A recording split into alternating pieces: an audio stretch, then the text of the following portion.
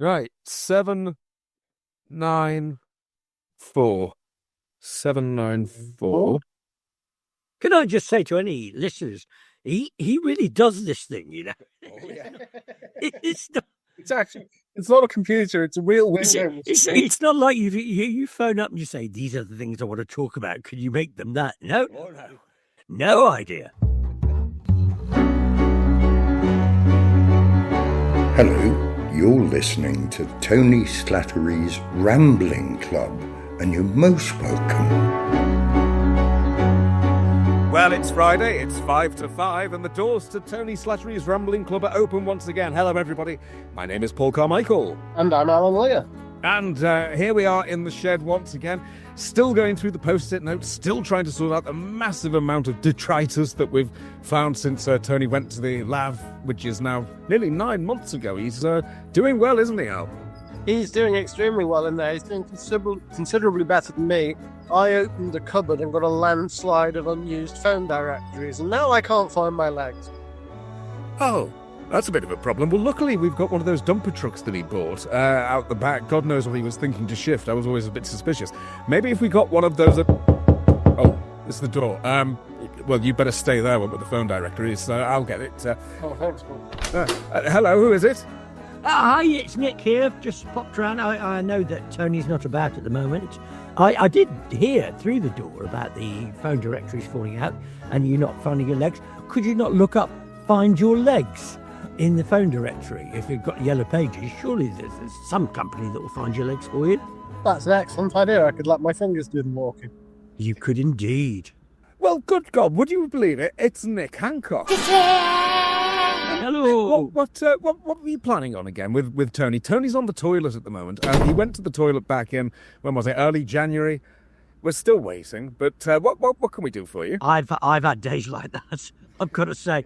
Well, I was going to have a bit of a kick about. I thought we'd play 3 and in, but if he's not there, I was going to say happily chat to you. I'll unhappily chat to you. Well, if it helps kill time till either you need to go or Tony reappears. But, well, what we were going to do, Nick, because as it's a Friday, Alan and I often oil up the old bingo machine and give it a bit of a whirl, see where the balls drop, and then have a bit of a chat. Do you fancy joining us for that? I absolutely do. Yeah. Perfect. In that case, let's give her a whirl and see where we end up. Off we go.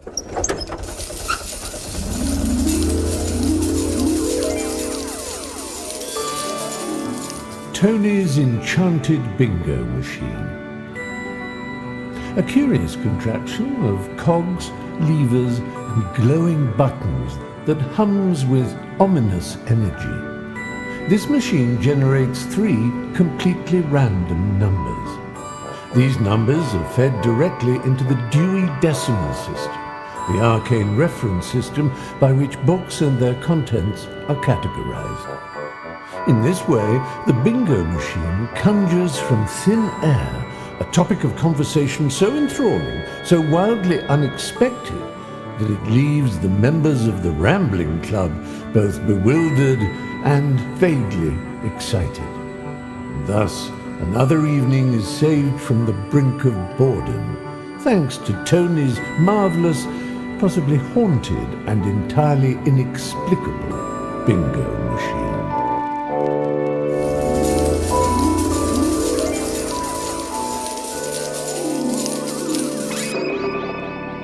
Well, here we are in our first location with our first set of numbers, ready for our first ramble with our guest president this week, Mr. Nick Hancock. And the numbers selected for the first ramble are 3, 9, 2.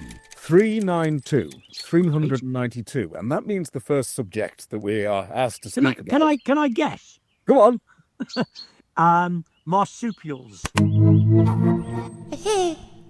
Oh, I wish it were. Never mind. Right, here's the rule. We've got to bring marsupials into this subject. Customs of life cycle and domestic life. Ooh, well, yeah. I have a domestic life, if you can call it that. So yeah, that's easily done. Me and my marsupial, that's that done. I couldn't live without my marsupials in the house. My domestic life, my lord, this is going to be a dull subject. My domestic life is getting up very late, doing nothing, and going to bed early. Oh, that sounds nice, actually. What about customs, though? People's individual customs always, because we've got customs of life cycle. Have either of you got any weird customs that you have, which are, so ingrained within your sort of like daily routine, but maybe they aren't things that people would normally have as a custom?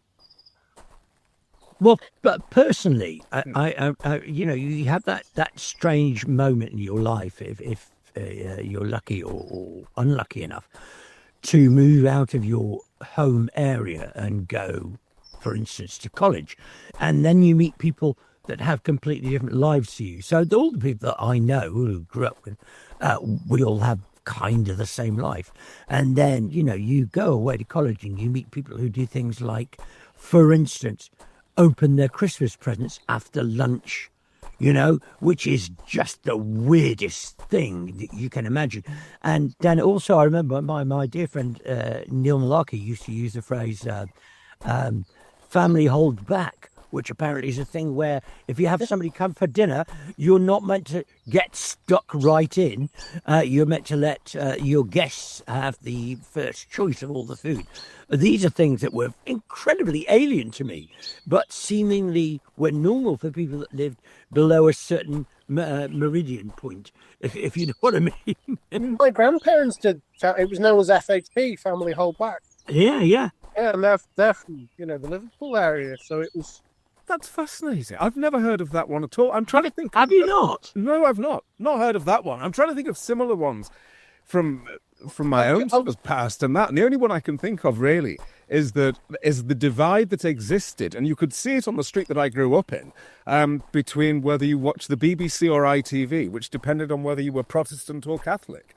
Wow. I was very much aware of the ITV BBC dichotomy, if you like, and certainly when I was young, and I was just about young enough to be young, when Channel 4 came in, and that would be my father. If ever there was something on the television he didn't like, he'd go, "Is this 4? Is this 4?" Which apparently meant something. It meant nothing to me at all. But yeah.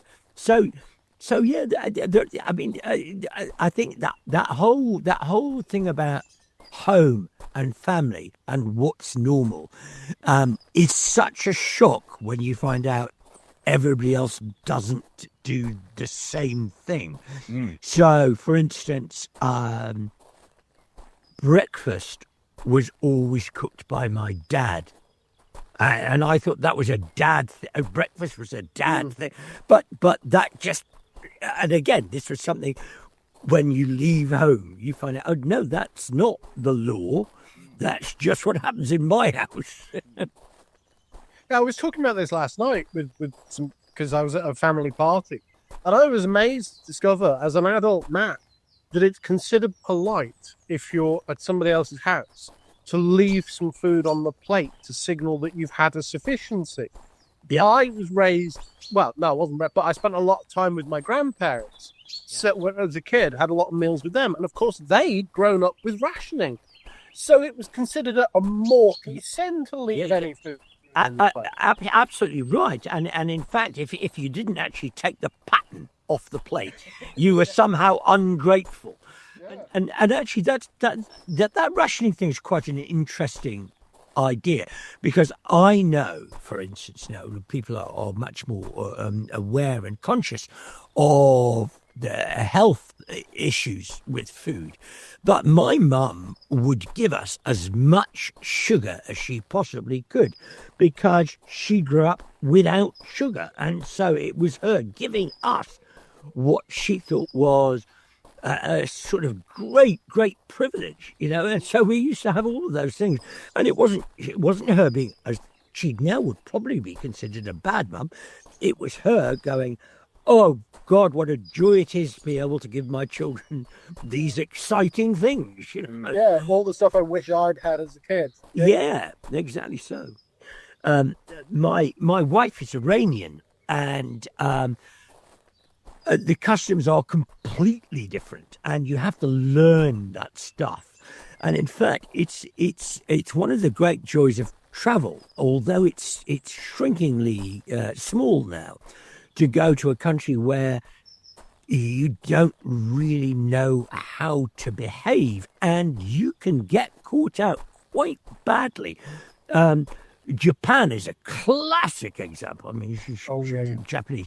And when I first went to Japan, I thought, this is fantastic, because do you know what? I haven't got a clue what is going on here. I don't know where to go. I don't know what to wear. I don't know what to say to people. I don't know, even though they speak perfect English, what they mean when they say yes, because they don't know how to say no. That is something that has got the American presidents into trouble quite often. Yeah. Because although the translators will translate what the Japanese are saying, they're not translating what they mean. What they mean, yeah. Yeah, so the presidents they've had negotiations with the Japanese, and they've had an answer like, let me think about it, or, oh, that's interesting. And they'll go away thinking they've made progress. And of course, those are just Japanese euphemisms for fuck off. Absolutely right. Absolutely right. I went, I mean, to go from the sublime to the ridiculous, I went to Japan in 2002 for the World Cup. And I look back at it as one of my favourite trips. But at the time, I found it really difficult because I say they, and they is such an awful word to use when talking about another culture. But generally speaking, people in Japan, generally speaking, don't like to say no. And in fact, are almost preternaturally enabled to say no. And I just remember the World Cup was shared between Korea and Japan, and I remember going into a bar because the game was on in Korea, and we couldn't go to it live, and just saying, it was called a sports bar, and they had golf on, and we're going, oh, will the football be on? Hi, yeah, definitely be on. Yeah, will it be on? Will it be on in a minute? Will it? Because it's nearly kick-off. Yeah, it's definitely going to be on. Yep. And of course it never was, but it took me a long time to work out that you have to couch the question to fit a positive answer, which is, you'll be keeping the golf on all night, won't you? Yes, it's the answer. And the same in Iran, and Iran is also what I would call a properly foreign country, in the sense that, you don't see the same brand names, apart from anything else, the alphabet's different, which always makes things interesting. But in Iran, for instance, I mean, there are a number of things. My wife had to tell me, don't admire something in somebody's house, ever. Oh, right. Yeah. Because they'll give it to you. Which of course, if you were a cynic, it would be great. But and it's called taruf. And so if you say, oh wow, what a beautiful picture that is, right? And the next thing you know, it's wrapped up, and it's in your bag, and it's really difficult then to get out of that. And it's it's probably a photograph of somebody's cousin getting married who you don't know, and you're going away with this picture. And the other thing, which is kind of a taruf thing, is and this is kind of the bizarre BA rather than BI thing, which is and I remember because we were filming a documentary with Andy Smart out there, who's sadly left us now, and desperately needed to get this lift to go off and do the filming. And I'd taken some clothes into a dry cleaner's. Okay, dry cleaner. Yeah, I could kind of recognise that because it's got the whirly thing where the clothes go round, and it's very clean in front, and you don't really know what's going in the back. Yeah, clearly a dry cleaner's. So I've dropped it in, and you go in, and you're in a hurry, and you go, yeah, okay, thank you so much. How much is that? No. You mustn't pay me. We are delighted to have you here in our country. Yeah, but I want to pay. No, and it's like 3 times you have to press them to take the money. It's a bit like in Life of Brian when he does the bartering for a beard, if you remember, and he keeps going, no, you can't offer me that. Well, you just told me to. But actually, those things they're really good because they kind of stretch your mind and make you think, I wonder what people make of the things in our country. Because a bit like Dad cooking breakfast, there are clearly weird things that happen here that we are so used to that pass us by. Like, for instance, queuing and things like that. So I've learnt to love them. Of course, when you're in a hurry, they're very annoying, but they are fascinating things that are at the very heart of the way certain people or certain people in a certain area live their life. So in a way, the taroof thing, which is if you admire something, they'll give it to you, is not unlike family hold back, which you referred to. What it's saying is, if a stranger comes into your house, the stranger is the most important person in the building. It's just done in a different way. Yeah, it's the rules of hospitality, isn't it? Every culture's got them. Yeah, absolutely. Thinking of Iran, I used to work for I work in a hospital. One of the registrars, a chap called Mr. Kodai, was Iranian, and he was talking about the fact that Iran is theoretically a dry country because it's Islamic. Yeah, and he was saying, well, of course, what they do is, instead of selling methylated spirits for cleaning printers and that sort of thing, they sell ethanol. And every shop sells it right next to a selection of no alcohol beers. So what people do is go home with a bottle of ethanol and no alcohol beer and make it an alcoholic beer. Yeah.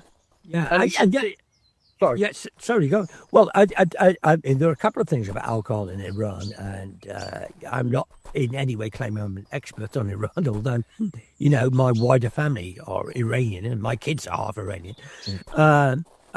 There are a couple of things. One is that they have a winemaking area in Iran, which is Shiraz, hence the name. Yeah. And what they do there, despite their antipathy towards the Jewish race, only the Jewish people can make the wine. So they don't get special dispensation? The Jewish people do. Right, yeah. But no. Well, listen, as far as I know and remember and have been told, and that should always be the thing you say before you can make any claims about anywhere, because you can only go on what you've been told. And the other thing was when I was in Tehran, clearly they had alcohol-free beer, and it was called De Leicester. I remember that because it sounded like De Leicester City, but I remember speaking to what they call them a fixer. When you're making documentaries and things abroad, it's someone that can make things happen for you. Basically, someone who's streetwise and speaks the language and speaks your language as well. Blah blah blah. And I said to him, I asked him, and I said, so if you drink non-alcoholic beer, from the point of view of the Revolutionary Guard, or what they would call the morality police, is that a gateway drink? Do they think of you with suspicion because you're drinking non-alcoholic beer, which is like, if I could possibly do it, I would drink alcoholic beer? And he said, absolutely. You are considered, not by everyone, again, I have to, but yeah, it is the next worst thing. if you like. It's not towing the line, it's pushing the boundaries. And things like that are fascinating to me. They really, really are. Yeah. I can see, you can see them, people thinking, well, it's not against the letter of the law. Exactly so. Yeah.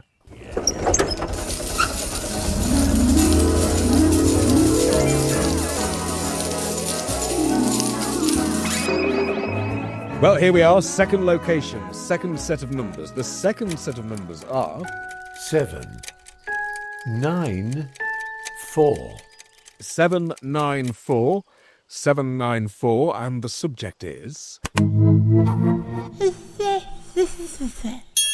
indoor games of skill. Oh. Indoor games of skill. Oh, straight away I think of the indoor league, which Yeah. Brian. Was it not Freddie Truman? Just Freddie Truman. Freddie Truman did it. Yeah. I'm rather appalled at myself for knowing that. No, you shouldn't be. That's a It was the serious side of the wheel tappers and shunters. It was the people who weren't in the bar to get pissed, the people who were in there to win money. yeah. And of course, actually, if I may say so, indoor games of skill is at the very heart of the great debate about whether certain games are sports, isn't it? It's the darts and snooker and etc., which is always the people would say, if you don't sweat, it isn't a sport. I mean, it's all kind of nonsense, but it is an interesting subject where the line is drawn between game and sport. And how would you define sport then? Because I've never thought of them as being different. Games are sport. Oh well, Alan, I'm sure you'd back me up on this. This is a debate, and it often comes up when they introduce new things to the Olympics. Yeah, like chess is at the Olympics. Well, is chess a sport? Well, and this is it. I mean, the trouble is that sport has a certain place in the psyche of the world, and certainly in terms of television and coverage, etc.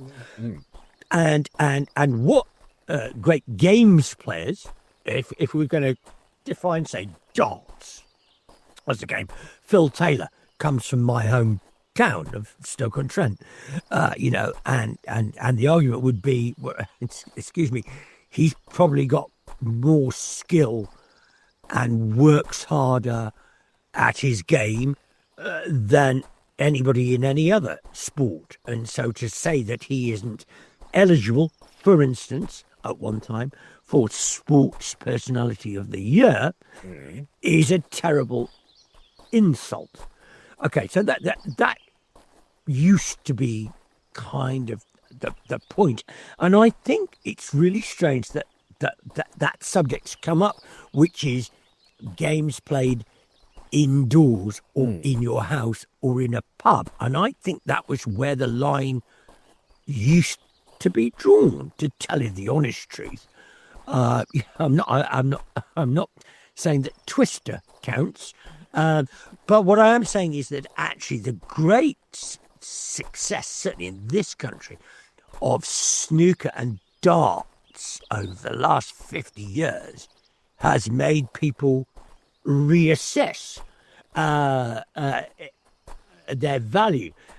But that doesn't necessarily make them a sport. I don't have a particular viewpoint. I have a gut feeling that some things are different from others. I mean, there's one of the because there are tons of definitions. And one of my favourite ones is if you don't have to change your clothes, it isn't just which is sort of brilliantly It's flipping logic on its head. It's finding a way that they're different. But it's a really interesting subject. I think it's an interesting subject. I was listening to a Monkey Cage about this the other day because they were doing something about games through ancient history and the origins of, oddly enough, the origins of snakes and ladders as a teaching tool in Buddhist religions for the reincarnation cycle. Okay. Apparently, one of the snakes represents drunkenness. Sorry, just links back to the Iran thing there. Yeah, but they were saying that actually the definition of game is extremely difficult. There's no real settled definition of what a game is, and somebody suggested the definition of game most people can get their heads around is it's something that has obstacles in it that you don't have to do. Okay. Yeah. Okay. I mean, I think, and this is certainly lost in the modern world. I think of games, including, sports and other games. And this would get you hung these days, is that it's ultimately trivial. Yeah. That's the point. It doesn't matter whether you win or lose in terms of something fundamental. You don't lose your right to eat. You don't lose your family. You don't lose your life. Unfortunately, it's so hyped up now that sometimes it feels like that. But that's the point, and there are times, and I'm a great lover of sport.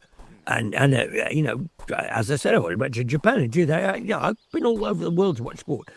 But many, many times I will sit there and just go, it's just a fucking game, I mean, people get so, and in the 80s when I went to a lot of football, you went with, not your life at peril, but certainly a pretty high percentage chance, if you were stupid, of getting beaten up. No, and I think that's one of the great shames about the way that games are pushed at us. In some ways, they're pushed at us partly because people can make money out of them. I.e., certain subscription channels, but also and to go all the way back to what you were saying. And the great phrase is panem et circenses, which is bread and games. If you give the public bread and games, they won't bother about anything else. And Christ, there are sometimes I do sit there and think, God, that's so fucking true. It's so true.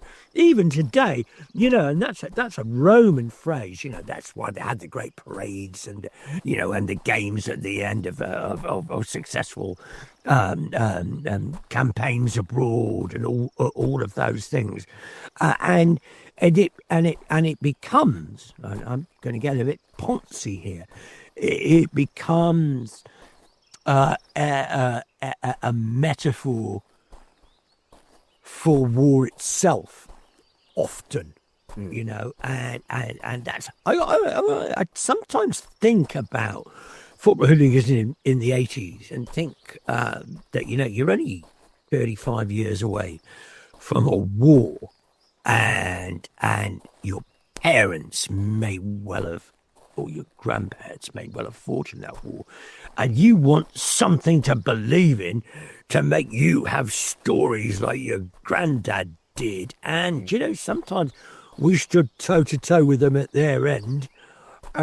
It's kind of a substitute for that. I'm glad I'm not going to write an essay on it, but there is a sense of something that means nothing at all suddenly meaning everything, and it's bizarre.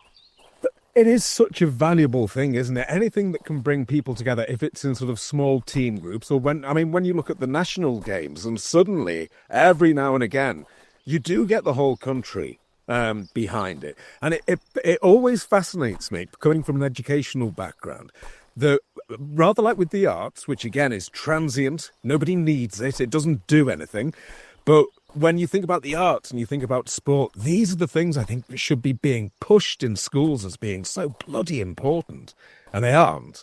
I really do think they should be, because despite them being transient, they drive us, don't they?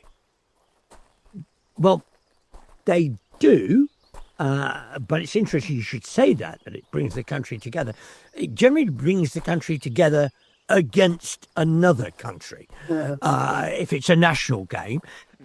And listen, I was a teacher too, and I used to find it fascinating that if you split the class up into two groups, how quickly those groups become loyal to each other and have a disdain, an antipathy towards the other group. It's completely fabricated. It means nothing at all, except that we are stronger together. And the other thing about, which is interesting, and the other thing about formal games, let's talk rugby, cricket, football, for instance. I mean, they were promoted by the public schools to provide leadership and togetherness for a fighting force, for an empire. Yes, the battles of the British Empire being won on the playing fields of Eton. Well, yeah, I used to love that. I used to love the idea that the Battle of Waterloo was one on the playing fields of Eton, and I used to think that's a fuck of a long way to go from Slough to play football, isn't it? Belgium. Indoor games of skill, then. I mean, is it something which is dying out because pub culture's going? That's the other thing. Well, from a personal point of view, the weird thing is, and this is not where I live, but maybe down there in that there London, there are games playing cafes and pubs, aren't there, where people go. Yeah, that people go to meet up with other people to play a game because the pubs are dying out and they don't have, or young people don't necessarily have a place to go and meet other people, and they need some sort of pretext to be there. So that's quite interesting. And right at the beginning of the show, we were talking about different families, and that was another thing. When I used to meet people, and they go, "Yeah, we all sit together and play Risk," and I'm thinking that would never fucking happen in our country. There is no chance that we would sit down around the table and there not be drink or food thrown at each other. So every family's got their own rules to Monopoly because nobody reads the whole top and down. Yeah, I've often thought that if I knew that I was going to die, I would like my last words to be, "Do you get 2 shots on the black or not?" Because that seems to be the eternal question that nobody knows the fucking answer to. Yeah, it's Paul's like poker, isn't it? You've got to lay down the rules in the. Oh, gosh, yeah. Because otherwise, what happens is, especially with Paul, you get to the very nub of it, and suddenly it's a different. What do you mean? Of course, I've got to. No, not in this pub, mate. Well, nobody told me that. And you've got to. Not only is it only one shot, you've got to do it with your trousers off.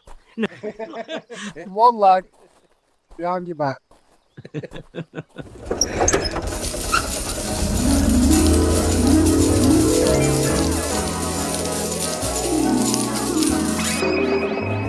Well, So here we are, third location, third set of numbers, and those numbers are 1, 1, 3. 113, 113, and our final subject is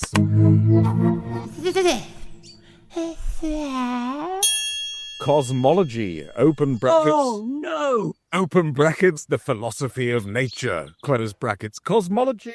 The philosophy of nature. That's quite broad. Well, I mean, cosmos is the whole world, everything you can conceive of. I'm glad you brought it down to nature, because I thought we were going to have to talk about planets and elemental. There are certain things, I don't know whether you feel like this, Alan, there are certain things where I know my brain just goes, nope, no, that's not for me. Numbers, computers, cars, and planets. And I know that they're all interesting, and I know people who are fascinated by them, and I know that the sort of thing that people get obsessed about, but my brain just goes, nah, it's not for you, mate. That's not for you. You want to steer clear of that, mate. Do you drive, Nick, or do you avoid driving because you're not interested in... No, I drive. I had a great thing the other day. It was at Morrison's. I came into a little car parking space, and I literally just touched, brushed. And this, again, is me not being a driver, because to me, if you just touch another car, it's nothing. But to other people, it's... And bloke that I already knew I hated him, because he was sat in the car having sent his wife in to do the shopping. So I knew I wouldn't like him. And he came out and he went, "Bloody idiot! You bloody blah, blah, blah, blah, blah, blah, blah." And then he said to me, "Hey, right, what's your registration number?" I said, "I don't know." And he said, "What sort of a person doesn't know their fucking registration number?" And I thought to myself, me, that's the sort of person that... And if you ask me now, I could not tell you my registration. I have no fucking idea why.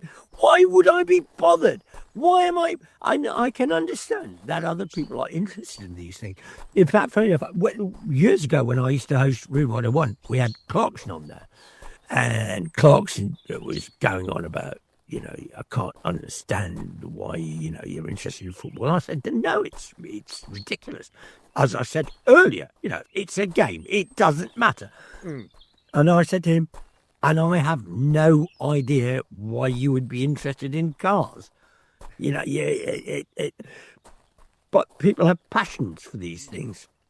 How did we get there from cosmology? Not shit. It's really Bit of a jump, wasn't it? Yeah, it does remind me, though, that someone who Tony absolutely loved, Peter Cook, when he was on Room 101.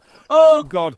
I laughed so hard at the fact that he wanted to put in food packaging because it was impossible to open, and then everything opened perfectly. Perfectly, yeah. Oh, do you know what that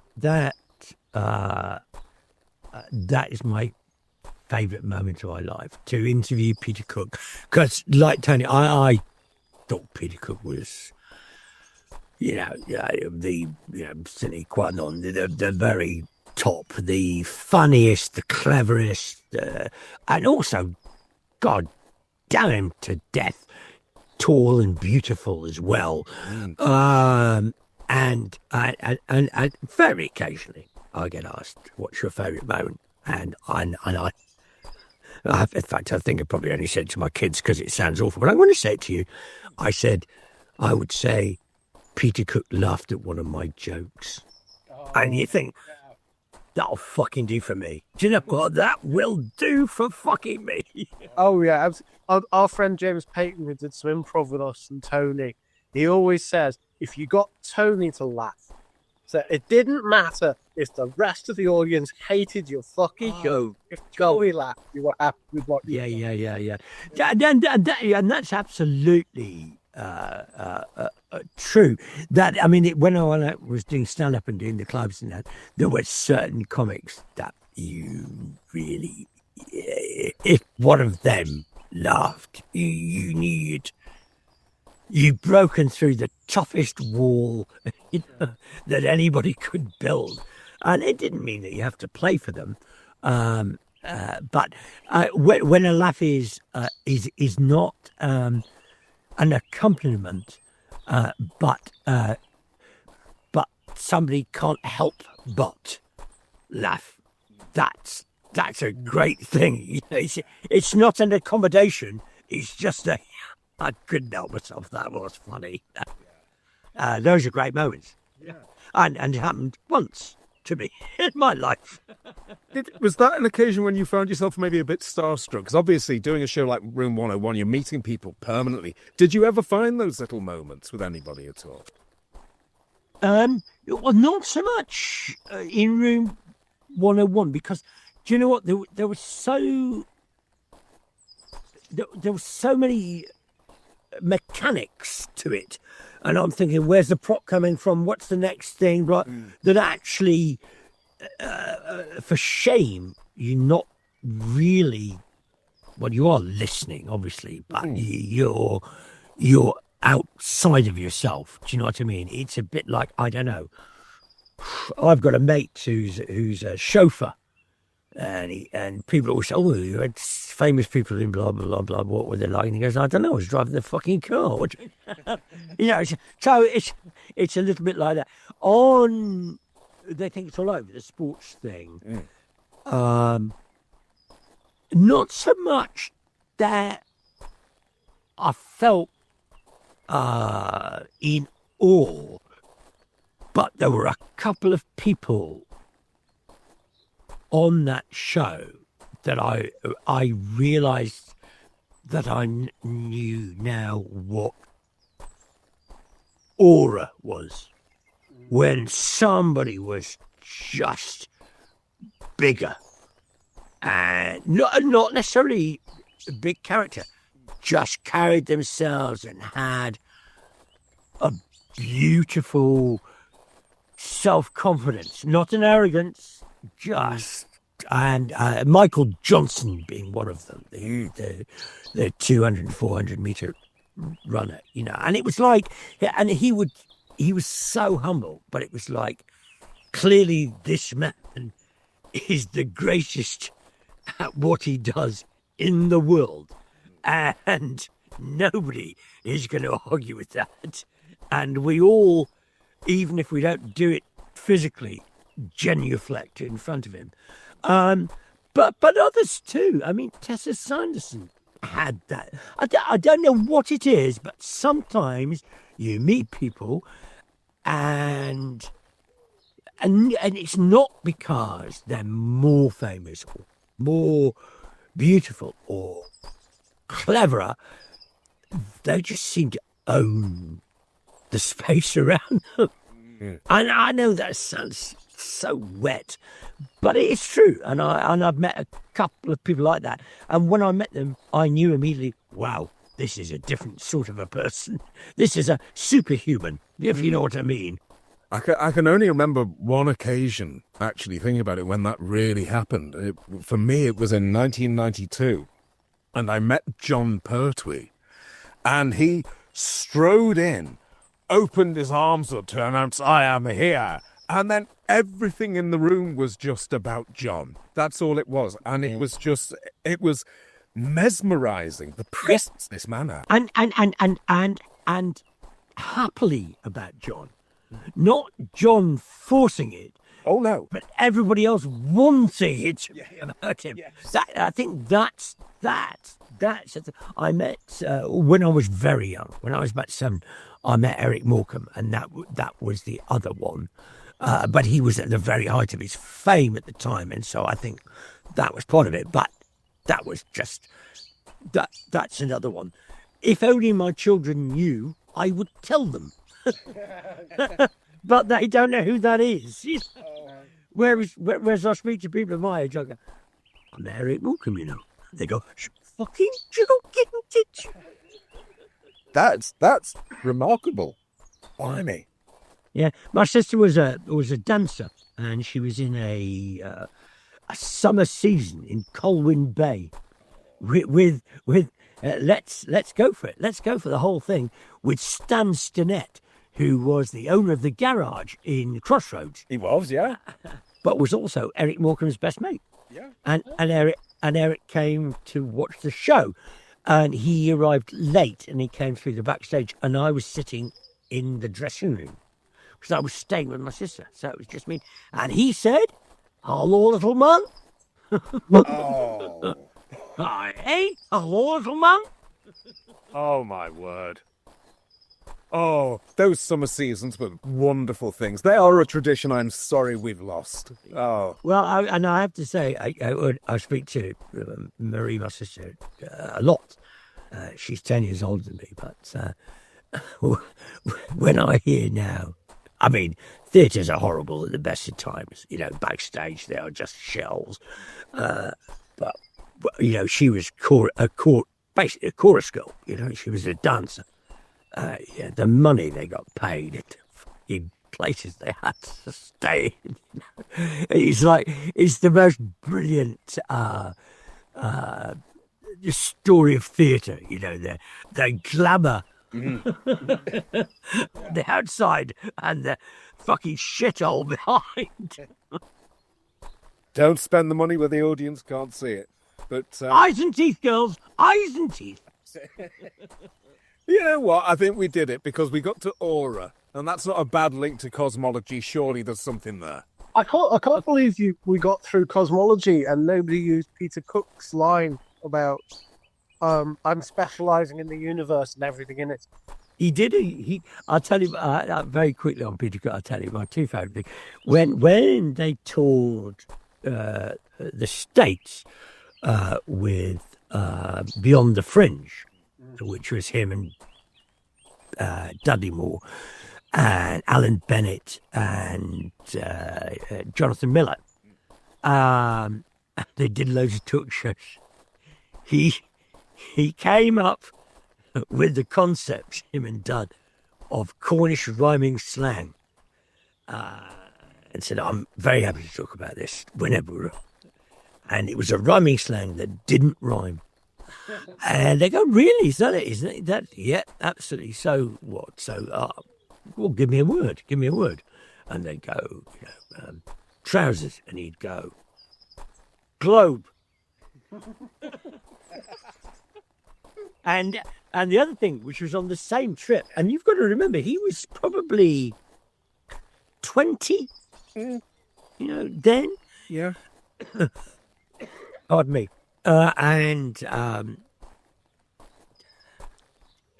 David Frost was a contemporary of theirs, and he rather despised David Frost. Yeah. But David Frost used to have followed them around. I mean, David Frost, if nothing else, David Frost knew where the zeitgeist was.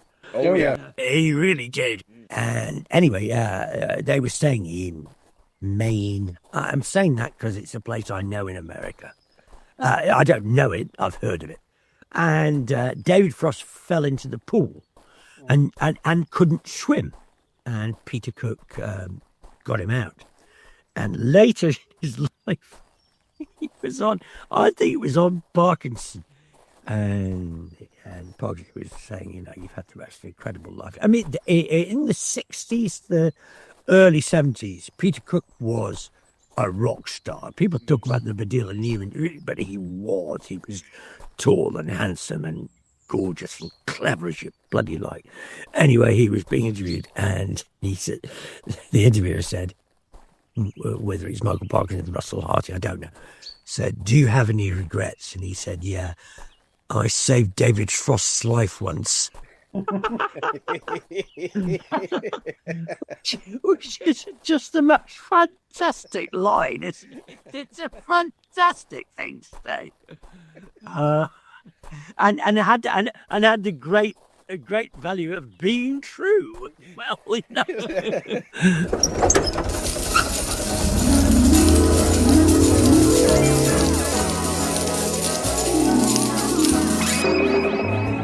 Well, here we are back in the shed. Our rambles for now are at an end. And Nick Hancock, thank you so much for joining us. And it's been lovely because, of course, the last time that we spoke to you was so soon after we lost Tony, and we had a chat about him. So it was all in the heat of the moment there. So, I mean, we talked about Peter Cook, And, he is one of those wonderful... I just remembered that thing that he used to refer to David Frost as, because he could never forgive Frost for getting that was the week that was. And ever after that moment, he referred to it as bubonic plagiarist, which I love. That's great, isn't it? But, Peter Cook, I suppose, to a certain generation, is similar to what Tony was to another generation. It was this rock star of comedy. Yeah. He was a remarkable person. When you think of Tony, do you think of that rock star? Is there someone else, or is he a sort of a member of all sorts of different things? Well, I mean, I don't, and I want to stress that it wasn't like I was Tony's best mucker, but if you met Tony, you couldn't think of him as a rock star because he was just so beautifully kind and normal and self-effacing. Yeah. When I was at university, and I have to say, not clever enough to have done what Tony did, and I trained as a teacher in Cambridge, but was in Cambridge at the same time. And Tony was there my first year, and he was just spoken of in hushed terms because he was this, that, and the other. But what I loved about him was the stuff that I found out by chance. So, for instance, his ability in martial arts, for instance, which actually informs an awful lot of his fantastic physical comedy. This was a fit, strong guy with no aggression in him at all. But I once I'd found out about that, I always used to think, I hope somebody takes him on. I'd love to see him. Somebody, because he wouldn't have done that, but that, and his knowledge of languages and blah blah blah and blah blah blah and blah blah blah. He was clearly a very, very bright, in fact, actually, I hate that. He was handsome, and he was fit, and he had great physical skills, and he was clever, and he was and nice and funny. So fuck him, quite frankly. and also, of course, had the which at the time, talking about the very early 80s, early 70s, had incredible street cred because he'd come from, he hadn't come from one of the from Eton or Harrow or whatever. I'm not saying that he hadn't had a decent upbringing. I'm not saying that at all. But what I'm saying is, in those days, it was quite rare in Cambridge. One, to be there, but two, to have that presence as well. I think it was still the time of what Alan Bennett would probably think of as Oxford, or Morse. You keep your head down, because you're not part of the, and Tony was just, do you know what? We spoke earlier about having some sort of aura, and he did, and most of it was that he would have hated having an aura.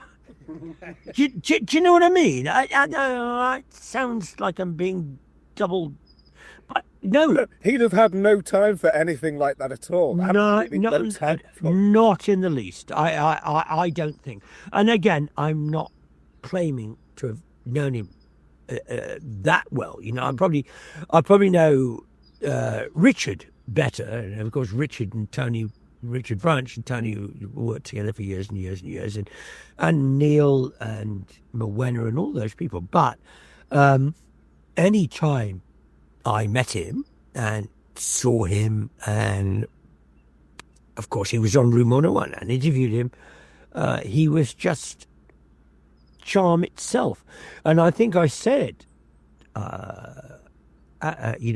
shortly after he died, that he had this great ability to see you in a crowded room and was very busy, but made you feel, I'm going to make time just for you.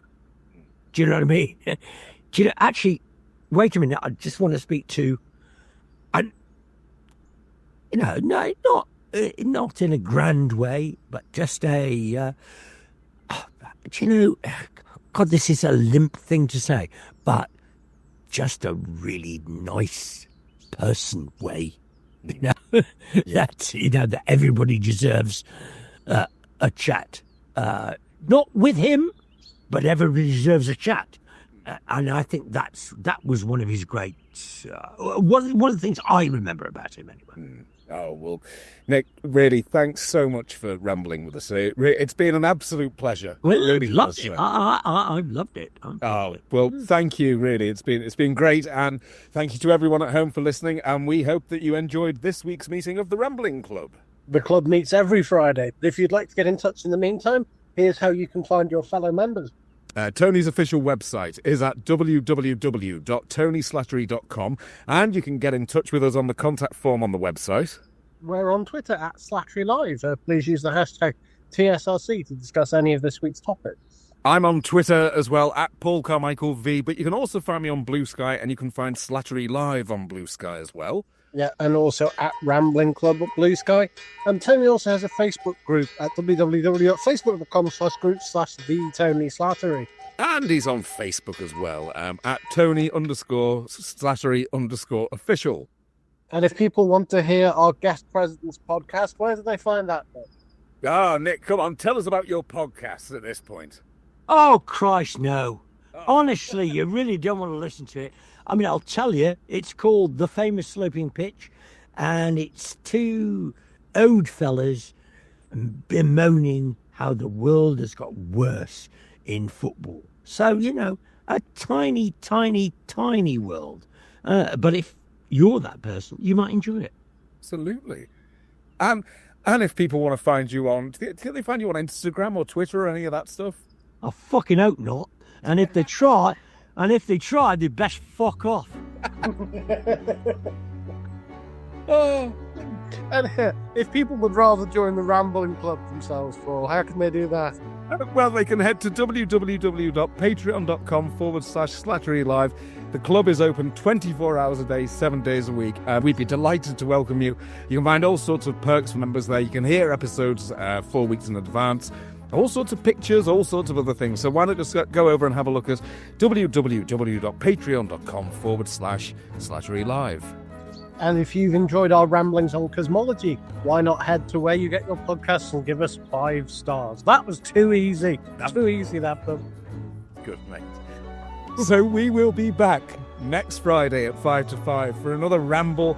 But until then, it's a goodbye from myself, Paul Carmichael. It's a goodbye from a colleague, Mr. Alan Lear. Goodbye.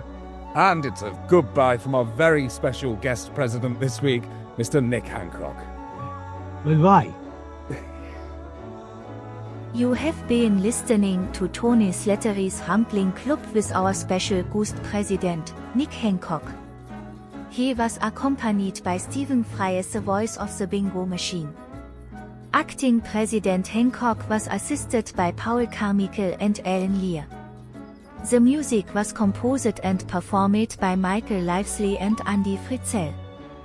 The lead voice are by Michael Livesley and the show's concept is by Paul Carmichael. Our producers are Stuart Morris and Alan Dubing, and the show's Reza Archer is Sola Carmichael. The show's producers are Erika Lear and Mark Hutchinson, and the programmer was edited by Harry Carmichael. Our executive producer is Chris Castle, and the series executive producer is Mark Strickson. Tony Slattery's Rambling Club ist eine Fanfanidel-Produktion.